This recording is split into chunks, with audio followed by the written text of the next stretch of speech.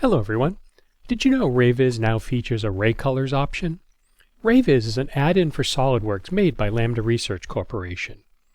RayViz has several key capabilities, including applying optical properties to models in SOLIDWORKS, saving the optical properties as part of the SOLIDWORKS model, ray tracing within SOLIDWORKS, and exporting a TracePro model for full analysis in TracePro.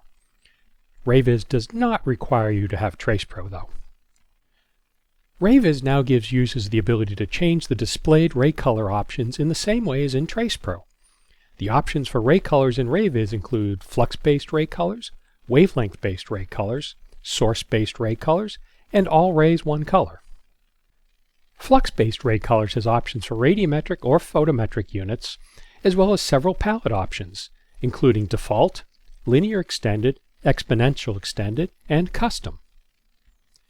Wavelength-based ray colors are useful in systems where multiple wavelengths of light are ray traced, and you would like to see the paths of each wavelength, such as an optical system with a dichroic beam splitter or mirror. Wavelength-based ray colors can either display ray colors from red to blue, long wavelength to short wavelength, or ray colors based on the wavelength of light, with IR and UV wavelengths being displayed as black.